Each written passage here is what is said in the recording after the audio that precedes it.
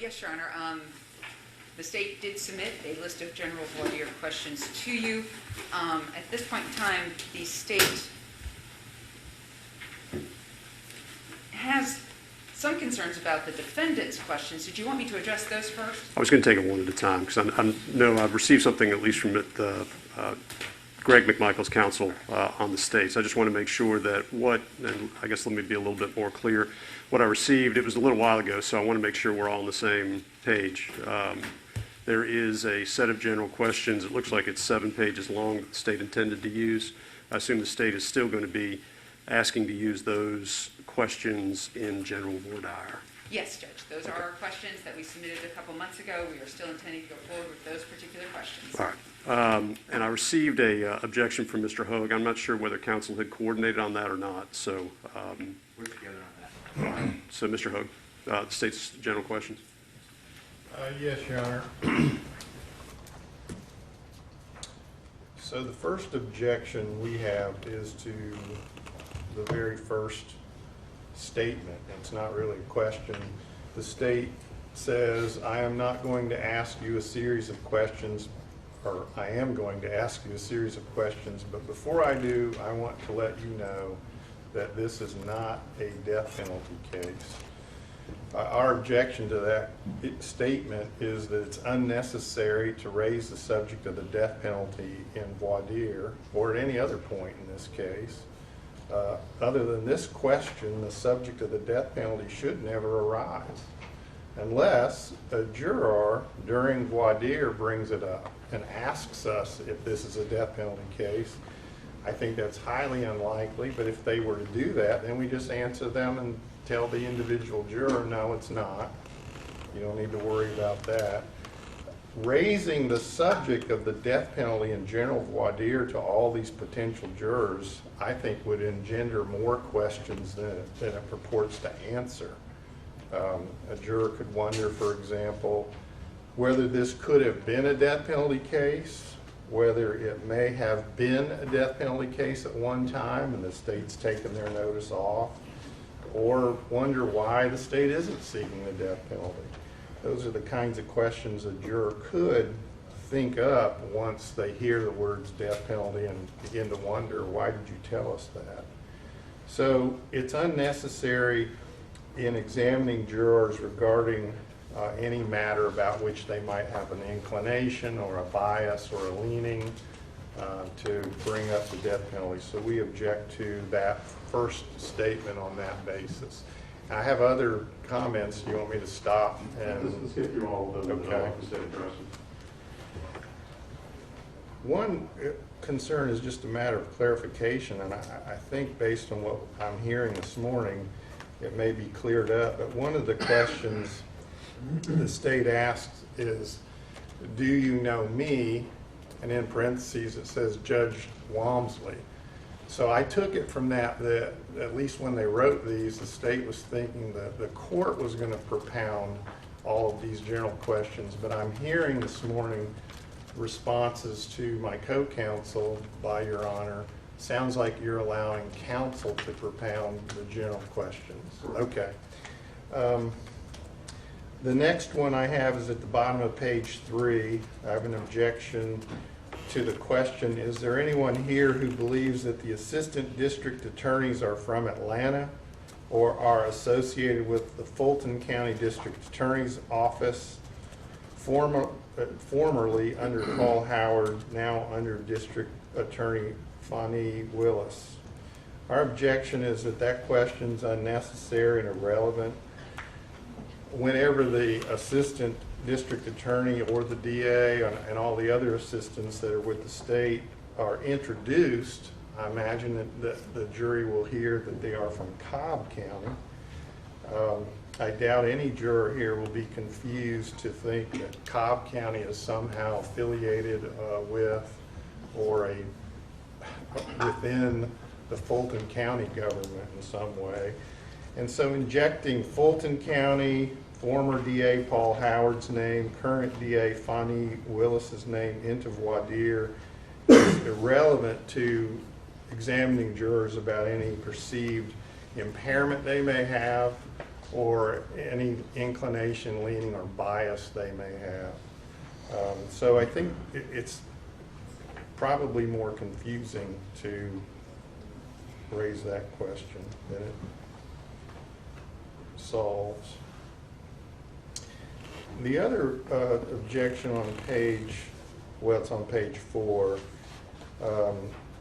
is a question: are you any of you related by blood or marriage, third cousin or closer, to the defendants Greg McMichael, Travis McMichael, or William Rodney Bryan in this case?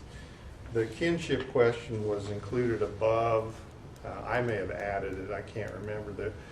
It looked like the first set of questions on page 1 were the statutory questions from 1512-164. An expanded group of statutory questions. They were expanded, but whenever I saw a statutory question that should have been included, I went ahead and included it, but I put it in brackets so the court would know and the state would know that in the digital version I sent this morning, anything in brackets is what I've added to it.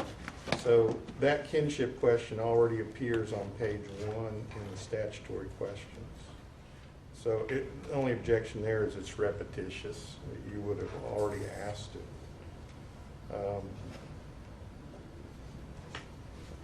Same with the bottom of page 4, any relation by blood or marriage to Ahmaud Arbery is a kinship question that should have been covered already above in the statutory questions. But I presume the court will be asking, and if not, I'll be moving the court to ask the statutory questions rather than the state. Normally, I just have the clerk read the statutory, or ask the statutory questions on behalf of the court. Yeah, anybody but the state will be satisfied with that. And I'm going through the notes here. That was all I had on the state's general voir dire questions, Your Honor. Mr. Bryan? Your Honor, the only question I have a problem with is there's a question in there not asking the jurors whether they know or know of counsel in this case, but asking about their character and reputation. At least that was in an earlier draft that I saw. I have no objection inquiring of the jurors as to whether they know or know of counsel and how they know them and whether that would affect their ability to be fair and impartial. I think that's fair game. But the question is phrased is highly improper, and I will move for a mistrial if that question is asked as phrased. All right. From the state on those objections? Yes, Your Honor. Your Honor, through the state's experience, having picked numerous juries, especially after the court has read the indictment, this indictment has murder, felony murder, felony murder, felony murder, felony murder in it. And jurors often assume, because they've been called to a murder trial, that this would in fact then result in potentially being a death penalty case. And normally, when the judge asks the statutory question, can I be fair and impartial, you get a couple of hands that go up. And when you ask them, well, why can't you be fair and impartial? They say, well, I can't sit on a death penalty case. Well, if we haven't already informed them that this is not a death penalty case, then we get them answering, yes, they can't be fair and impartial because of that. Once that is removed from their mind, that the only thing they're going to do, which, by the way, the court is going to instruct them in their jury charge, that they are only concerned with guilty and not guilty. They are not to consider sentencing at all. And that is a charge this court will be giving them in the jury charges.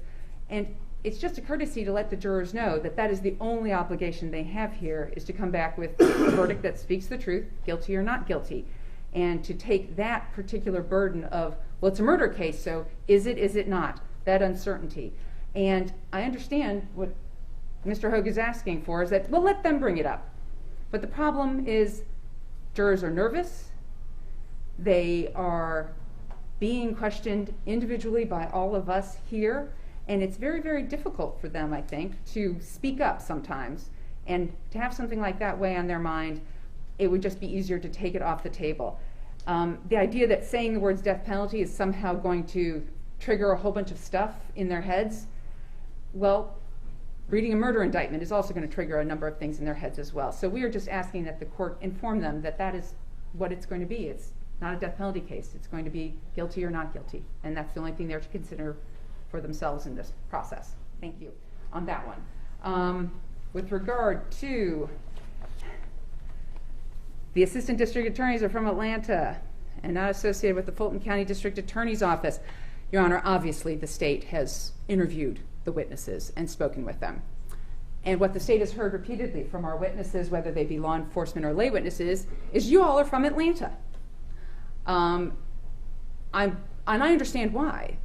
Glenn County and the district attorney's office here is part of a 5-county district judicial circuit. So what you have here, and what everyone's familiar with here, is a 5-county judicial circuit. We are from Cobb County. It is its own judicial circuit, but that's not commonly known amongst other people when it's Atlanta, Cobb, Gwinnett, DeKalb, Clayton. Well, all that must be one big judicial circuit in the city of Atlanta. We just want everyone to understand that we are an actual separate entity that is to the northwest of downtown Atlanta and not necessarily associated with the Fulton County District Attorney's Office. We would, of course, understand if that is something the court eliminates from our questions. And then lastly, I did have, is there anyone here especially familiar with Mr. Kevin Goff through reputation or association? And that was simply because he is the one local attorney that the jurors may actually be familiar with. We are from Cobb County.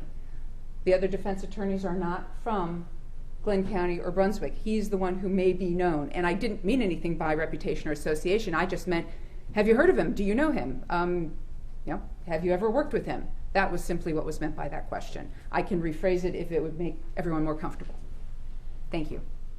We have no objection to her rephrasing it, but as phrased, that's our. Yeah, I assume it's really the question. Well, let me get to them one at a time. All right. So with regard to the state's voir dire, that first question about the death penalty, if it comes up through a question, that's fine. The court's not going to be, it's not going to be coming from counsel or the court. So that is not going to be asked as the first question in the case. Again, the statutory questions we'll go ahead and address through the court. The question, as far as to me, the whole thing about Cobb County versus Fulton County and Atlanta, that's not going to be asked. To me, that's more confusing than anything else. I mean, we're in Glenn County, and that may be something in the metropolitan area that is an issue or needs to be clarified, but here we're making it clear, I think, through all of these questions that the Cobb County District Attorney's been appointed to try this case and will do so. So we're not going to be asking about Atlanta and Paul Howard and those issues. The familiarity with Mr. Goff, I would suggest, is there anyone here especially familiar with Mr. Goff or has been represented by Mr. Goff? That strikes me as a fair question. There are a couple of questions buried in here by the state that are covered by the statutory questions, for example, related by blood or marriage. I would suggest that the state go ahead and take a look through that just to make sure that we're not duplicating questions. I say this to all the parties. We're going to be pushing for time. I don't rush anything in a case, but I also don't want to just burn time for the sake of burning time. We have a lot of jurors that would like to get through the court in order to determine when and if we can have a panel in this case. And the longer we spend on each individual question and each individual phase, the more concerned I get about how this is going to go. So I only say that because there is some duplication in here. There is a question here the court noted that was not brought up in the objection. There is specifically is raise your hand if you or a close relative or very close friend has been involved in a citizen's arrest. That's a legal term. The court's not going to permit that question. There's also a number of questions the state is proposing about the use of a handgun. It goes from use of a handgun to does anyone have in your household a rifle or shotgun? Have you had to use a rifle or shotgun for a non-sporting purpose? Please raise your hand if you ever had a handgun, rifle, or shotgun pointed at you.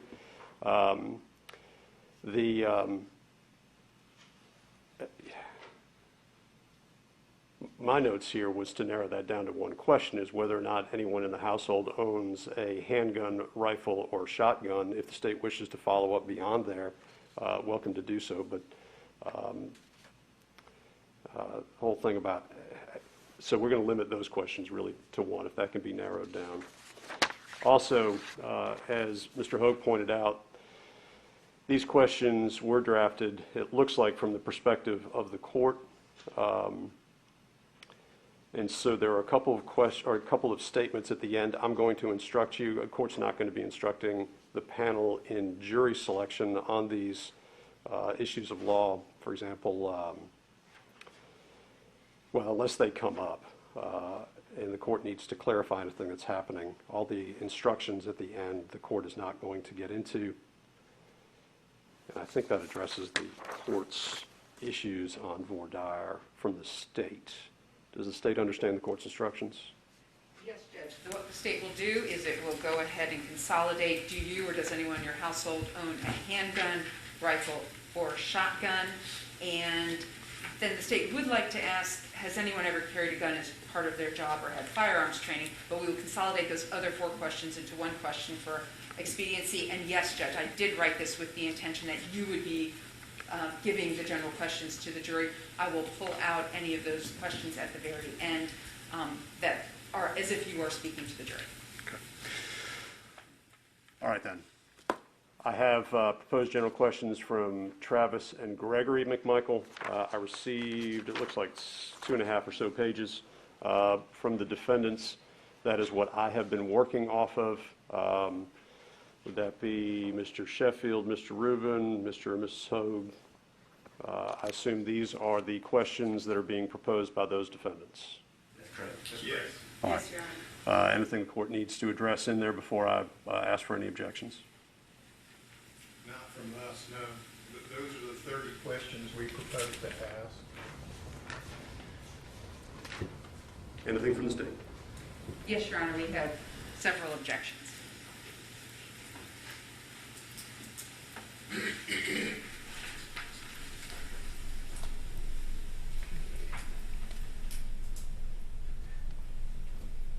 First off, regarding number 10, I'm assuming this is asking the jurors, does anyone here agree with the statement that no one should be allowed to shoot an unarmed person under any circumstance?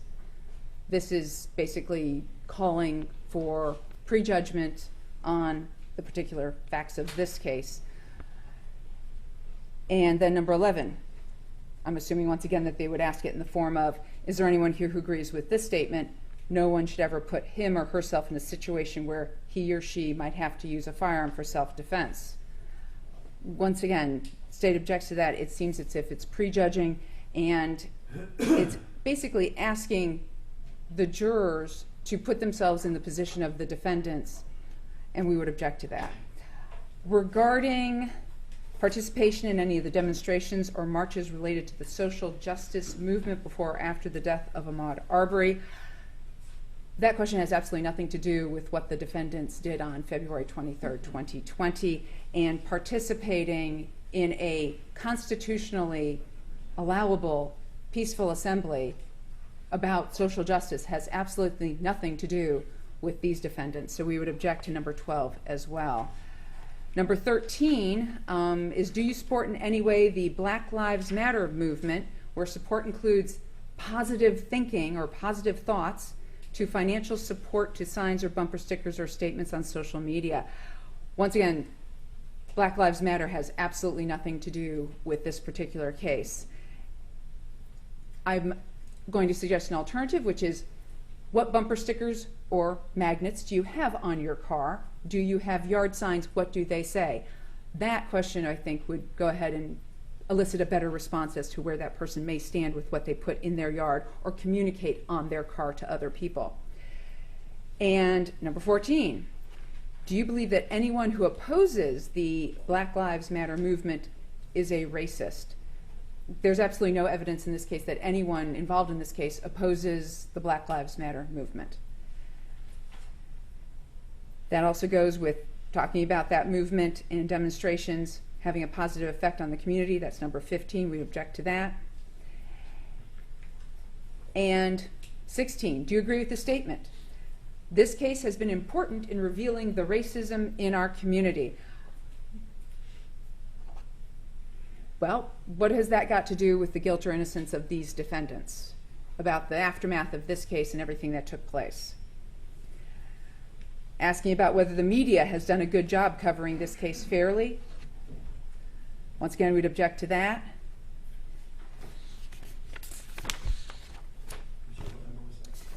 That was number 17.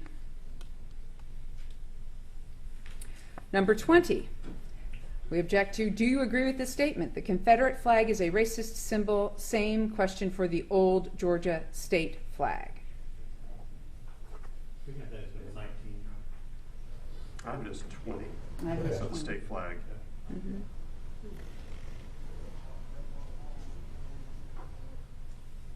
We got one off somehow. All right. Once again, 23 is sort of in the same bucket with the asking the jurors, do you believe this makes this person a racist? Do you believe this makes this person a racist? So there's a propounding of a number of questions where they want the juror to say, I guess that, oh yeah, if somebody does this, I automatically think they're a racist. Those sorts of questions I think are inappropriate, especially for voir dire. Number 23, white people who use the N-word are racist. Getting them to agree or disagree with that statement. I believe we've got number 24, which is very similar to the citizen's arrest sort of question, which you've already excluded from the state. Do you believe that a citizen should never attempt to detain a person suspected of a crime under any circumstances? So once again, we've got prejudging once facts not in evidence and calling upon a legal concept there. Number 25 is regarding mental health. To ask this question in this context, you've already ruled that this is inadmissible evidence. So asking this sort of question in voir dire is inappropriate because it's not going to come in. That also holds for number 26.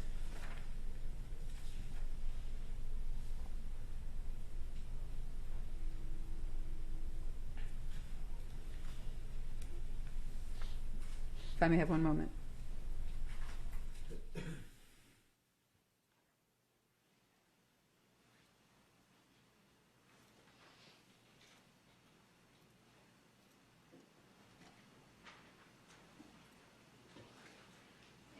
We're very concerned about number 29. This is sort of the, are you concerned about your safety, your reputation, or your livelihood if you were to be a juror on this case? That's the please feel free to raise your hand and give us some excuse because we've just told you that we'll consider this. People serve on juries every single day in this country.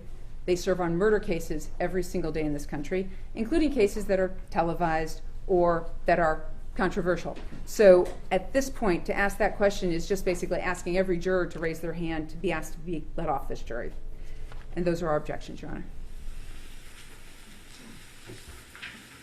Mr. Hogue.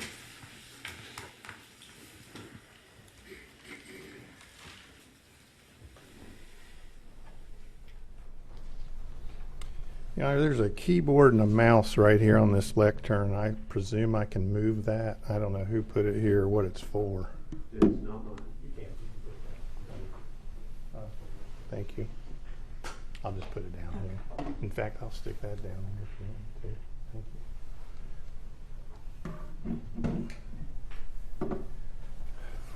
you. I believe the objections began at question 10. I'll try to stick with the numbering. I think we got off somewhere. I might have deleted a question after I sent those to the state and to the court. But with respect to question 10, the way we've phrased it is no one should be allowed to shoot an unarmed person under any circumstances. Of course, it's a hand-raising question, and we would follow up in individual sequestered voir dire to talk about it. But under 1512-133, of course, the statute that guides us here on individual examination, without reading the whole thing, the important part is that we're looking for any inclination, leaning, or bias respecting the subject matter of the action. The question's designed to discover any jurors who may have an anti-gun opinion or anti-gun violence inclination, leaning, or bias, even in self-defense situations. While I think it's highly unlikely that jurors will say, I don't agree with the use of firearms, even if defending oneself to the death and using one, but violent gun use in self-defense is a subject in this case. And so under 1512-133, we're looking for any inclination, leaning, or bias respecting the subject matter of this case. So that's the defense to question 10. Would you like me to go forward and address each one? If you could, please. And I think the next batch was, did you object to number 11? 11? Okay. The response is the exact same as I just gave for number 10. It's 1512-133, inclination, leaning, or bias. Subject matter of the case obviously concerns the use of a firearm, and what the defense will say is a self-defense. That's what's at issue. It is the subject of the case. And so this question, like 10, helps us look for jurors who might have an inclination, leaning, or bias, so that we either may find out if they're legally impaired and move to excuse the juror for cause, or use a peremptory strike, which is, of course, the purpose of voir dire, is to determine which jurors may be impaired and which jurors we would like to strike with our peremptories. The next questions were all of those in the group, I believe, from 12 down to 21, maybe. I tried to take notes quickly which questions the state objected to, but all of those have the same defense, 12 through 21, so I'll just state that. And again, it's our dependence on OCGA section 1512-133 concerning the subject matter of the action and our efforts to find jurors who may have an inclination, leaning, or bias that would help us determine whether that's a juror that should or should not sit on our case.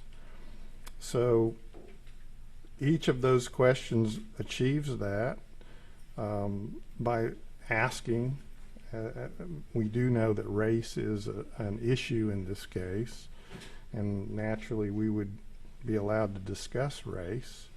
And these are just ways to get at that and find out from potential jurors whether they might have inclinations, leanings, or biases that render them unsuited for this case. Now, I haven't discussed with co-counsel, but let me look here. One of them I may withdraw. Let me continue with 12 through 21, and if I've got the numbers off, I'd like to clear that up. But I have 22 as the N-word question. Is that what everybody here has? I have it as 23. 23. All right, so I must have deleted a question along the way, but 23, I propose that we withdraw that question. Co-counsel. 23. It's 22 yes. On your list. Let's make sure. It's the N-word question. This one right here.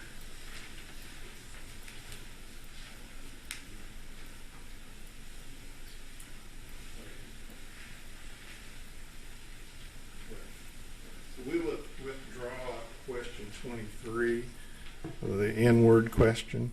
But if I can back up just a minute, I see I have other notes to defend questions 12 through 21. You don't need to do 20 or 21 on your list. They Okay. didn't object to those. Okay. And they didn't object to your 18. All right, so it's just so we can get the record clear, which 12 to questions? 17 on yours. 12 through 17? And then 19 and 22 on yours. Okay. And then 23 through 26 on yours, and 29 on yours. All right, so the defense to 12 through 17 then,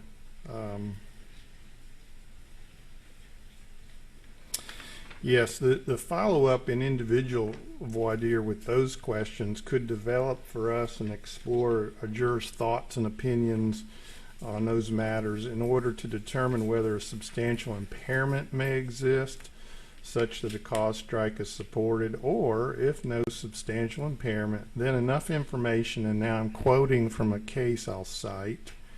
The quote is this: to enable counsel to identify those prospective jurors counsel desires to remove from the panel by use of peremptory strikes. That's Henderson v. State, 251 Georgia, 398 at 399, a 1983 case.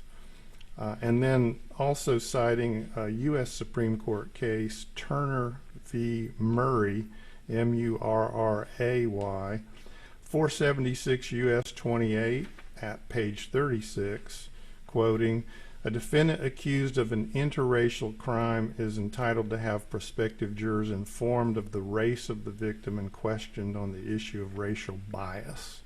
Those questions are designed to get at possible bias that's based or related in some way to race. All right, and Laura, help me out. What's the next one? 19.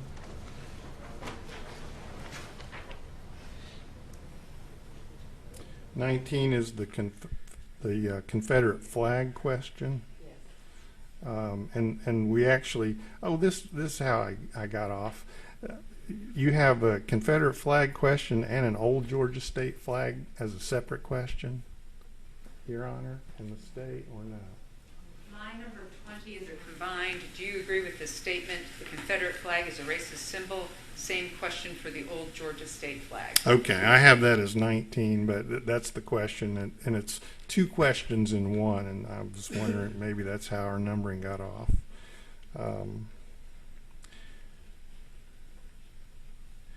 Yes, those questions, again, under 1512-133, help us explore any inclinations, leanings, or biases any jurors may have regarding the subject matter of the case.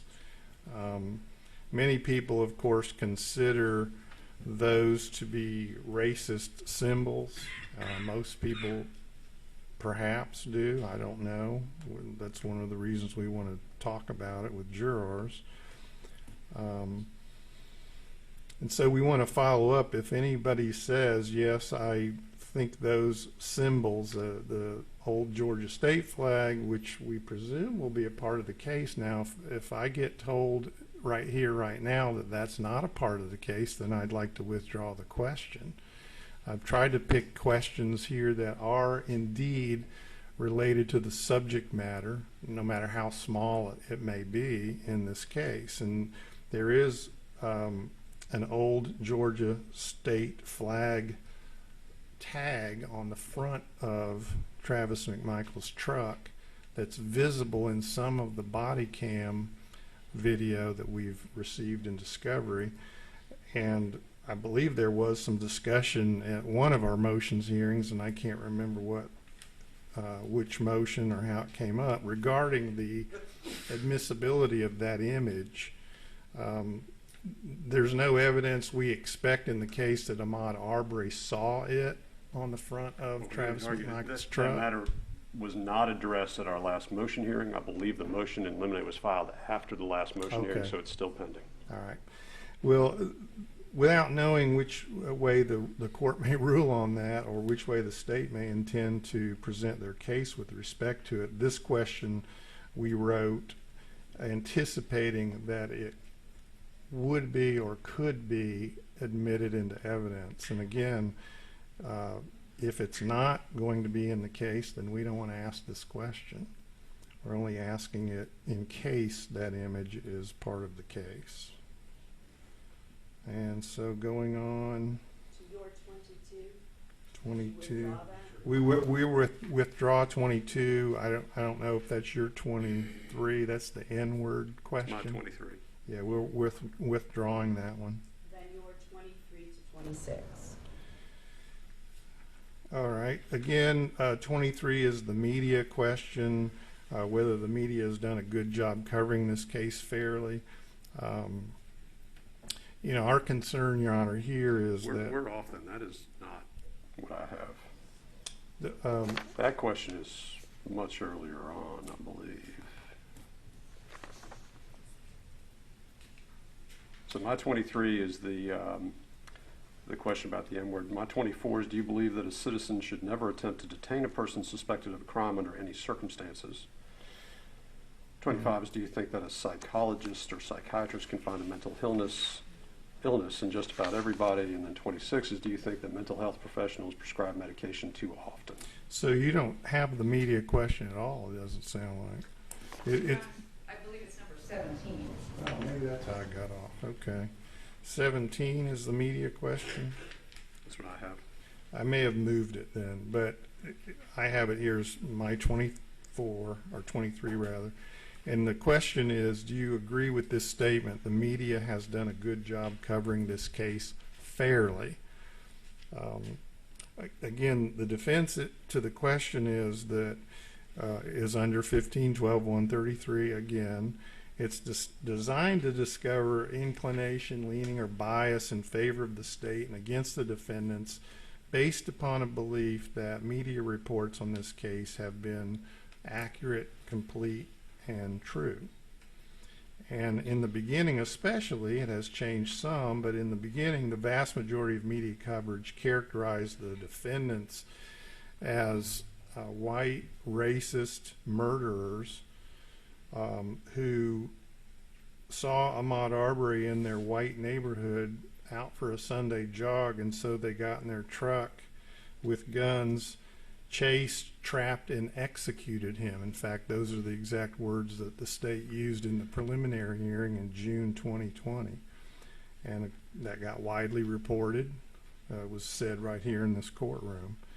And so many people who might think the media has done a good job, and by and large the media does do a good job, but if they latched on to those early reports and fixed their opinions about the case based on those are jurors we'd like to talk to and find out if that's the way they view this case, and we're not able to move them from it. So the next one is that was objected to is the citizen should never attempt to detain a person suspected of a crime under any circumstances. Here we're looking for potential legal impairment. We expect the court will give the jury the charge at the end of the case on the citizen's arrest statute as it existed in February 2020. And if there are jurors who are unable to follow the charge of the court, couldn't consider it as a potential defense, not that they have to accept it. We're not looking for a prejudgment. We're not offering a hypothetical. How would you vote if these were the facts? We're asking whether a juror can give meaningful consideration to a law that they will hear and be able to decide whether the facts of the case fit within that law or not. They can decide either way, but if they say up front, we don't believe a citizen should ever attempt to detain a person suspected of a crime, no matter what the circumstances are, then that is somebody who is legally impaired and unable to be a fair and impartial juror with respect to the subject matter of this case. So 15-12-133 is our defense. And then is it the mental health? Number 26. 5 and 6 on yours. 25 and 26. Yes, I know that there's been a pretrial ruling concerning the mental health issue related to Ahmaud Arbery. Our concern in not asking the question, though, to the jury and exploring this is that there's a possibility that the trial itself might change the court's ruling, and that mental health may actually come into the case at some point. There's a possibility that either the state would inject it or open the door to it from the defense side, and the court would need to then revisit that ruling. And if that happened, and we have jurors on there who have attitudes that might have been learned by asking these two questions, those would be jurors we may have stricken had we known their views. So, I'm sorry, go I ahead. can interrupt. Is that an issue? You realize Mr. Hope's just gotten out of another trial, so there were a few things filed while he was in trial, and one of those is a motion in limine by the state to prohibit the defense from introducing the second toxicology report, which has the absence of Zyprexa and the presence of THC. And that is still pending before Your Honor. So these questions would go to that Yes. issue. Yeah, there you go, Your Honor. What she said. Yeah, let's, and I understand the issue there with trial, but we're going to keep one counsel at a time on issues, so. All right. And then 29 on yours. Yes, our concern here, and again, this is a 15-12-133 question. This goes to any inclination, leaning, bias. If a juror was concerned, for example, that if they were on our case, heard the case, and then honestly thought that the correct verdict would be not guilty, and yet had thoughts in their mind or discussion among their fellow jurors that if we do acquit these defendants, our own safety may be at risk, the safety of our family, our reputation, our livelihood, our business. All of those could be legitimate concerns based on what has happened in the United States in the wake of jury trials going way back, not just in the recent year and a half, but we've seen it many times where communities are thrown into great chaos after a courtroom has engaged in a trial and a verdict's been reached. And it's not unreasonable to think that some jurors who live here in Glenn County would come into this case with those concerns on their mind.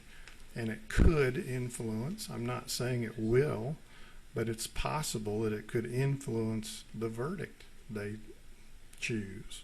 So that's the reason for that question. It's a 15-12-133. I think that's it.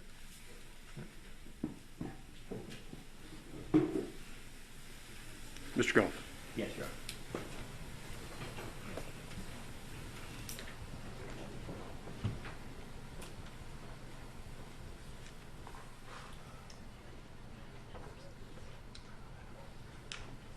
I have a brief point to make on it as well.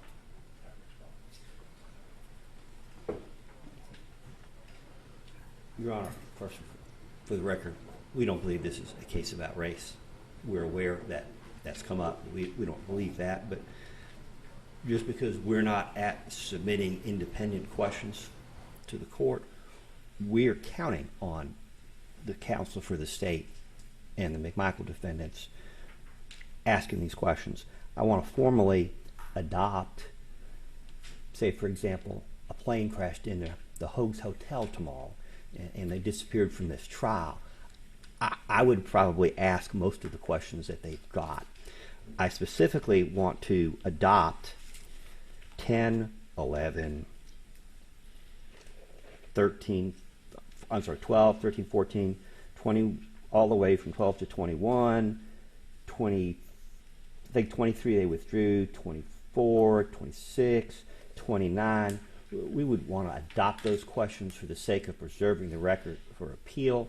It would be an awkward circumstance if the McMichael defendants were granted a new trial because their selection was restricted and Mr. Bryan didn't get the benefit of that because we didn't formally preserve the right to ask those questions on the record.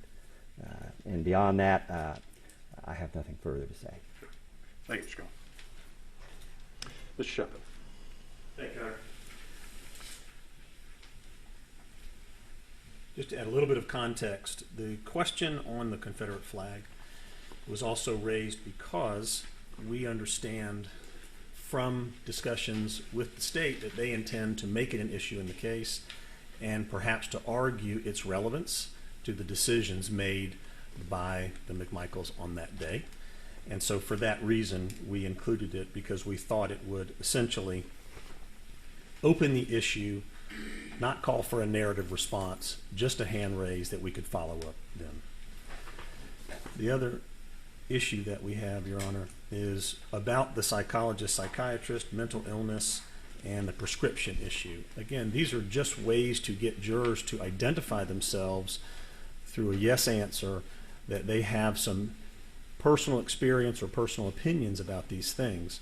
The court has ruled that Mr. Arbery's medical records cannot come in. The court has so far ruled that we can't put in his diagnosis or the fact that he was being treated for a mental disorder. However, there is evidence in the case, and we think it'll be in the state's presentation as they begin to offer statements from Travis McMichael.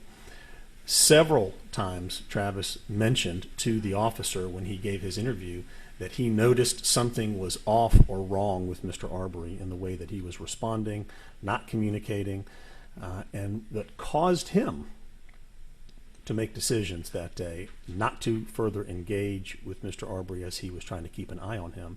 So to the extent that Travis made observations about Mr. Arbery, he reported those, we do believe that there will be a minimal bit of evidence about something was off or wrong with Mr. Arbery on that day. So for that reason, we think these questions should be allowed in addition to the reasons that Mr. Hope put forward. All right. As to the defendant's general voir dire questions, then the court has reviewed the questions, and the following will be excluded from the general voir dire. What I have is number 10, about shooting an unarmed person under any circumstances. The court finds too broad. I don't have the actual cites, but I got the names of the cases. There's Holloway and Stewart, I think, are the two cases the court looked at. Number 11, one should never put him or herself in a situation where he or she might use a firearm to defend themselves. The court finds that that's too close to prejudging evidence in this case. It's Kyles and Stewart. I'm going to permit 13. 14, do you believe that anyone who opposes the Black Lives Matter movement is a racist? I think we covered the Black Lives Matter movement in 13, and the court is going to permit some of these other questions that touches upon race, but again, I don't want to spend 10, 12 questions dealing on that issue. So 14, again, Black Lives Matter is not a party to this crime, party to this case, not part of the criminal prosecution, so that's not going to be permitted. As far as the case being important to revealing racism in the community, again, the court's not going to permit that for similar reasons. As far as the... I'm sorry, I could not hear what you just ruled. I said for the same reasons. Do you agree the statement that this case has been important in revealing racism in our community, again, is a general voir dire question. The court finds that overly broad. 17, do you agree with this statement? The media has done a fair job covering this case. Again, that's overly broad and potentially prejudging. Now, and again, well, and in line with that, we don't know what they're referring to. There's an entire questionnaire about the media that the parties are going to be able to follow up on. Let's see, working down. The court's going to permit the question about the Confederate flag. And again, Your Honor, I'm sorry. I think it's the mask. It's very difficult to hear you, but did you say you're admitting it or omitting it? Permitting. Permitting. Number R19 flag. Go. The question about should a citizen never attempt to detain a person suspected of a crime under any circumstances, that's a legal principle. I understand the defense's request or how it was couched. The question the court would permit would be whether or not the jurors would be following the law. But again, that as far as the way that particular question is asked, the court's not going to permit it. The court is going to permit 25. Do you think that a psychologist or psychiatrist can find a mental illness in just about everybody is permitted? But the second question about prescribing medication, no. Again, those issues really aren't before the court, but I will allow the question simply to see if that fleshes out any additional follow-up with any particular juror. And then 29, are you concerned about the safety, reputation, or your livelihood? The court's not going to permit that. There is a general question, I think, in the states questioning about hardships. I mean, hardships are important as far as the way it's presented in the defendant's questioning. The court's not going to permit it. But the court will permit the remainder of the questions. Any questions about that from the defense? Judge, with regard to question number 29, I would submit, I don't know if my co-counsel agree with me, but that number 29 is perhaps the most important question that should be asked. Let me touch on this. This is a case that has garnered significant attention in this community as well as around the country. And I have no doubt that the 1,000 or so individuals that were summoned, when they received that summons, reacted in some way to that, whether that was due to a concern for safety, due to their reputation in the community, how that might be affected if in fact they do participate. This is not an easy thing for anybody. And so I have no doubt that if you ask that question, you will get a response from almost every individual that it affects them in some way. It affects you. It affects Mr. Sheffield. It affects Ms. Dunkowski. It affects everybody in this room. It affects the defendants. It affects the families. So that's why I'm not going to permit it, because as far as a hardship and whether somebody should be struck for cause, that's not going to be relevant to the court. I'm not suggesting that it would be a challenge for cause necessarily, but if someone does raise their hand and feels that their business is at risk, that their livelihood is at risk, or their children are at risk, we might want to exercise a peremptory challenge on that person. Again, that question is so broad. If you can figure out a way to tailor that in some way that doesn't effectively have everybody raise their hand under the circumstances of this case, I'll consider it. I understand the question, but the way it's placed here, given the case that we're involved with here, the court's just not going to permit it. Okay, thank you. Obviously, the question needs a little work, but the Glynn County Courthouse Annex opened an hour later today, supposedly for some other reason that I think everybody in this town believes it was a security issue. Businesses downtown, as we are sitting here, are deciding whether they should board up their One thing, Illustrator, when I put my hand up like this, you need to stop. Here's the court's position. The more we talk about this, the greater the issue becomes. We're trying a case. Okay? We're going to get a panel in, and there are issues that we need to work through. This particular question, as it is phrased, is not going to be asked. Okay. So, Your Honor, let me clarify, because I want to make sure I have this correct. Defendants 10 and 11 are out, but number 12 and number 13 will be allowed to be asked. Number 14 is out, but number 15 will be allowed. Is that correct? No, I didn't notice 15. See, I don't remember discussion about 15. I believe that these movements and demonstrations have had a positive effect on the community. Yeah, I think that's the same as 16. No, that's out. 15 is out. Okay, thank you. I just wanted to make sure. 20 is in, 23 was withdrawn, 24 is out, 25 is allowed and permitted, but 26 is out and 29 is out. That's what I have. That is correct. Thank you, Your Honor.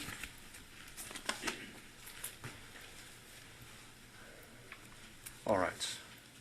Strikes. Have the defendants discussed, and I know there was a request for additional strikes, but let's start with the statutory strikes. The 9 strikes, do the defendants intend to divide those up?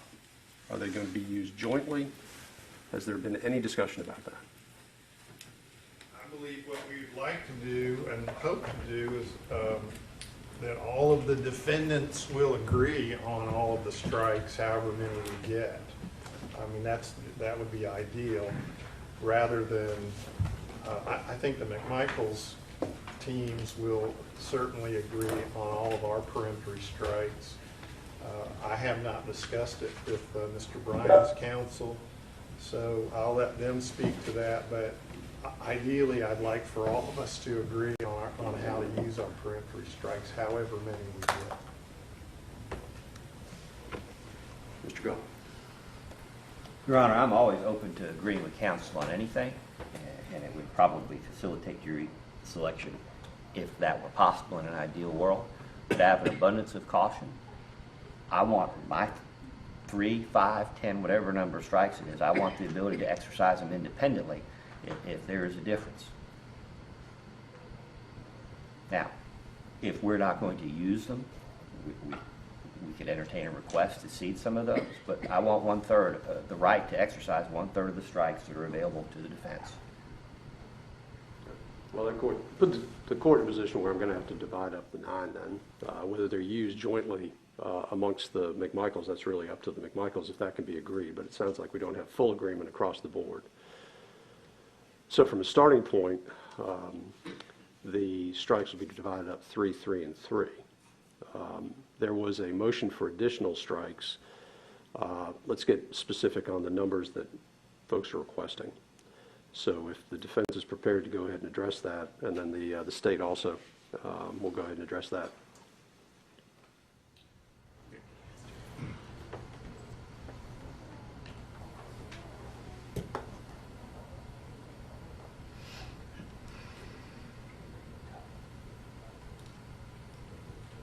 Yes, Your Honor, we did, in July of 2021, in a motion we filed,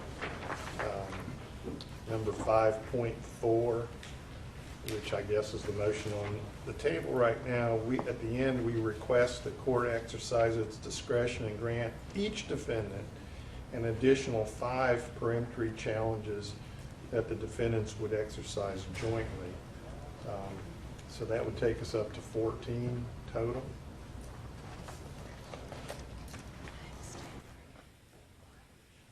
I think we can figure out how to divide them, is that right? See the last sentence.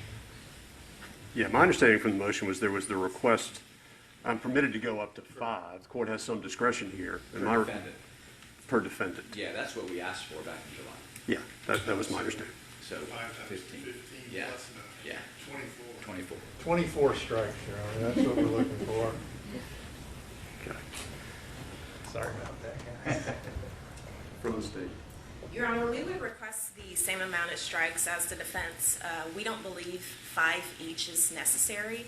That seems like a bit much, but we would just ask in fairness that the court give us the same additional amount of strikes. I'm curious to know what the basis is for it being unnecessary, for the state's opinion. Well, Judge, it's just that we need to get a jury in the case, so 15 additional strikes just seems like a bit much, but of course it's within the court's discretion. If I may be heard. Yes. Obviously, we will accept all the peremptory challenges that the court will provide. We're happy to have them. I'm just not used to seeing the state use all the strikes that they have, much less ask for more. I think the rationale for the defense getting extra strikes is completely separate and apart from that of the state. But obviously, it's within the discretion of the court. Let me ask, is one of the issues the court needs to work through is on alternates. We're carrying a number of extra alternates. And I don't need an answer from the parties right now, but I do want to think through numbers. Normally, it's one strike per alternate. And that's going to add a lot of strikes into the alternate pool. And it's been done a couple different ways, and I've done it a couple different ways. And if it was one strike per alternate, it's one strike per alternate per party, which means 4 strikes per alternate. That's a considerable sum. I'm going to propose, and I'm not asking the parties to agree to it now, but if there can be some discussion, particularly on the defense side with regard to alternates and strikes, that may be helpful to the court, if that can be consolidated in some way or some sort of agreement, because that would help with numbers, because that's really where the numbers start adding up considerably. But I don't think we need to reach that until we get to actual selection. How many alternates are we looking at? I can carry, I believe the way we've got this set up is I'm going to be carrying 4 alternates, which again, with 4 alternates, that's a considerable number of strikes on the back end. Okay, so we'll revisit that at some point. I just wanted to plant that seed. Okay. All right, the court's inclined to go ahead and grant, well, first of all, we'll divide up the statutory strikes amongst the defendants, 3, 3, and 3. The court's going to grant the request for 5 additional strikes for each party. The court is also granting the state an additional 3 strikes, giving them a total of 12. So that's how we'll go ahead with strikes. Does everybody understand the court's instruction on that? We do, Your Honor. Thank you. So each defendant will have 8 strikes in this case. Correct. Thank you. And the state will have 12.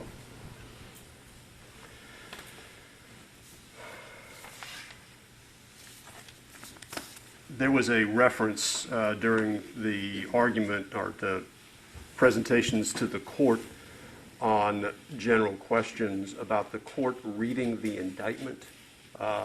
Every court does this a little bit differently, and I realize we have lawyers from a number of jurisdictions, so I do want to explain how I do it so that there's no confusion about it. In my opening to the panel, I do not read the indictment. I don't read the indictment during jury selection, and I do not read the indictment during my preliminary charge. I simply reference the charges that are there. The indictment is the state's statement on the charges itself. The court's position is it's up to the state to explain the indictment, and just reading it doesn't do that. The court's instruction also instructs the panel to refer to the indictment if there are any questions about the charges that are brought by the state. So again, the court does not intend to read the actual language of the indictment, just the charges themselves. Want to clear that up before we got into it. So, Your Honor, that's what I'm understanding you saying, is that in opening statement, if the state then goes through, this is what they're charged with, and this is the elements we're going to go ahead and prove, and this then segues into our presentation of what we expect the evidence to be, that's what you're expecting the state to do, because that's what the state would like to do. Right, that it is the state's indictment, so the state needs to explain what the charges are and what they need to prove. Great, thank you, Your Honor. Okay, anything from the defense on that? No, thank you. Okay. All right, as far as jury selection then, anything further from the state? We've got, let's see from a timing standpoint, it's about 11:45, so we've got about an hour and 15 minutes before we bring the first panel in. I need a moment, Your Honor.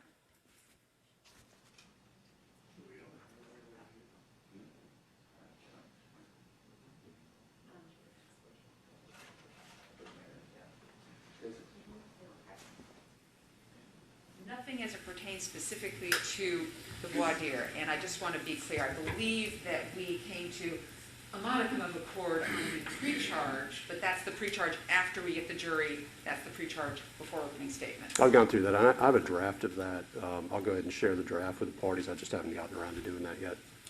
Thank you, Your Honor. So then you're going to go ahead and have the clerk or yourself do the statutory questions, and then the state will do its general. The defense will then do their general. Correct. Thank you, Your Honor. Okay, and I'll coordinate with the clerk. Thank you. Is the goal, Your Honor, this morning that we will be handed over those questionnaires? Yes, we should be, by the time we get started. What I believe is going to be happening is you'll be getting a binder with each panel that has the questionnaires as well as the general information sheet that's been filled out for each individual member of the panel. Now, instructions on that. Those binders do not leave the courthouse. Okay? But those are, each party will have their own binder, which will contain a questionnaire for each one of the prospective jurors. Okay. Your Honor, let me understand the notion that we cannot take the juror questionnaire responses with us in the evening to work on decisions about... I didn't actually say that. So are you asking to do that? Yes, we are asking to do that. So that information is for counsel's purview. It is not to be disseminated by anyone outside the part or to anyone outside the parties. Now, understanding that the court is, well, that'll be a ruling of the court and will subject to any party who violates that to contempt. We'll do it that way. Absolutely. Thank you, Your Honor. The other is, we had asked the court in a motion 5.3 to withhold the identity of the alternate jurors until the close of the evidence. I don't see that the court's ever ruled on that. Is that something the court is going to grant to us? Yeah, we haven't ruled on it. I will tell you my practice is generally not to tell alternates that they are alternates, that they are all members of the panel. Now, they'll be numbered. I mean, they can try to work through it as best they can, but as far as I'm concerned, all 16 members of the panel are active jurors in the case until otherwise ordered by the court. Very good. I think that keeps them more engaged as well. This is another issue with respect to voir dire or the jury selection process. Our motion 5.8 regarding the method of selecting the alternate jurors, the court had indicated in its trial notice, as I set forth on paragraph 2 of this motion that... Let me get there. Sure. 5.2. Yes, Your Honor. 5.8, excuse me. 5.8.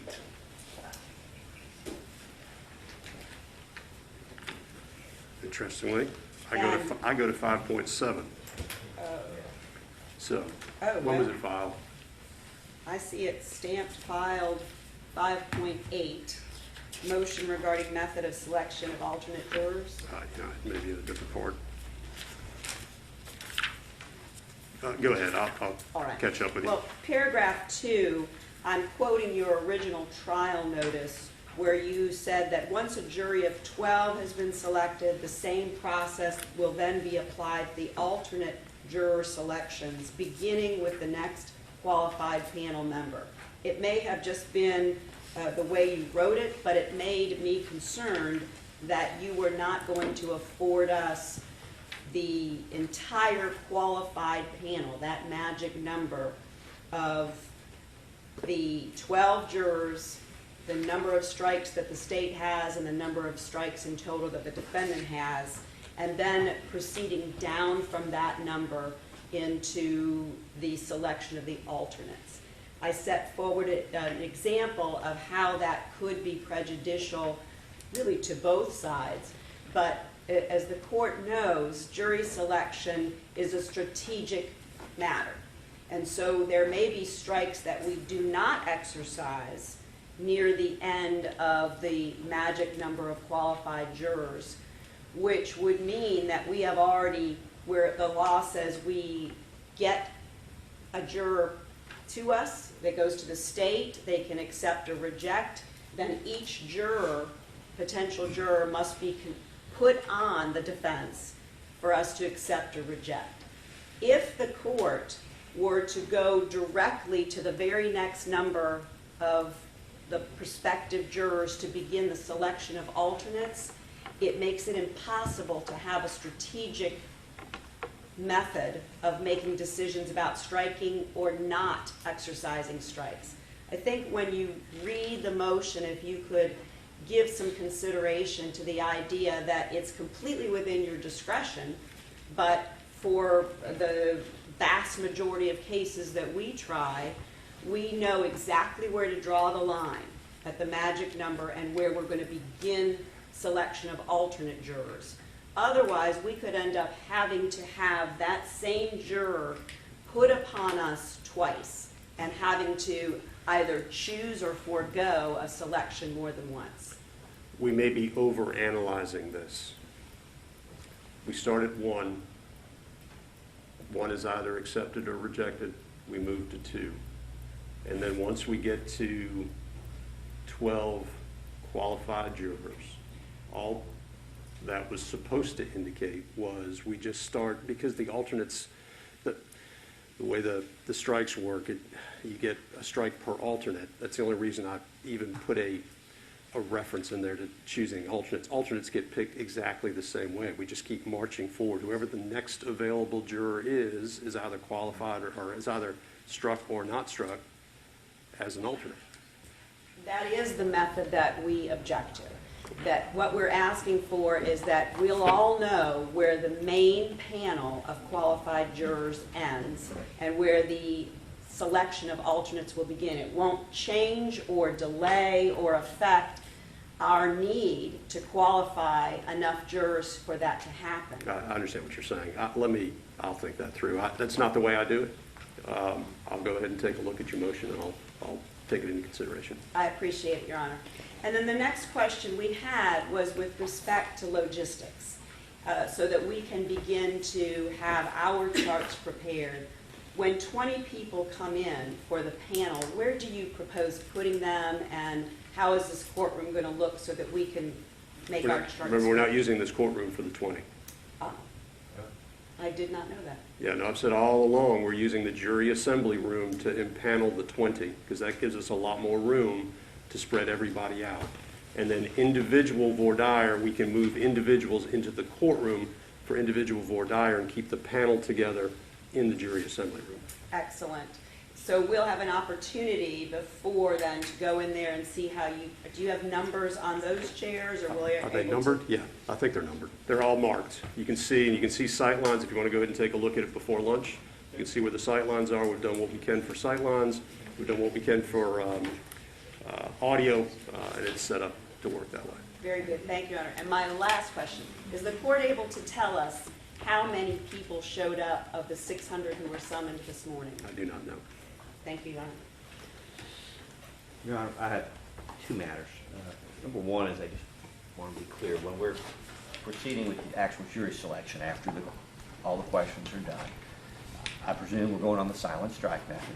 I just want to make sure, since I have my own separate allotment of jurors, that the bailiff is going to take the strike list to the state first, then to the McMichael defendants, and then come over to me. So I don't want to have to confer with them if I don't want to on exercising my strikes. So that I'm happy to do it that way. Thank you, Your Honor. The second matter is, it's never come up before, but it seems like a good idea. Is there any reason why, after the jury is selected, why we can't renumber the jurors with different numbers so they can't tell which juror is 1 or 12 or which are the alternates? Just reassign them a new numbering or lettering system so that they can't tell. You guys need to shuffle the deck. It looks like a shuffled deck. We haven't actually shuffled it, but it looks that way. Remind me of that, Mr. Goff. Yes, Your Honor. Yeah, I don't think that's an unreasonable request. If I understand what's being asked, it's just if you're juror 1, your sticker could say you're juror 13, but you remain juror number 1. Yeah, that way juror number 15 or 16 doesn't really know whether they're one of the actual 12 or not. So they'll pay more attention through the trial. And on that note, if it's possible, I really could use a bathroom break. All right. Well, we are, as I understand it, then we have addressed the matters with voir dire. I believe we are ready to go. And that being the case, we'll go ahead and recess. What we'll do is I'm going to ask that we reconvene then in the jury assembly room at 1 o'clock. Anything further from the state? Just as to when we would be receiving the binders, will that be before 1 o'clock? I sure hope so. Thank you, Judge. Okay. Anything from Travis McMichael? Nothing from Greg McMichael. Take note. Mr. Goff. Is the attorney workroom now been freed for defense counsel for use? Nobody has updated me on the discussions, so I'm not aware of any changes. All right. I believe we are in progress on that, and I do not have an update at this time, but we will attempt to figure out over lunch. Thank you. All right. Thank you. We are in recess until 1 o'clock.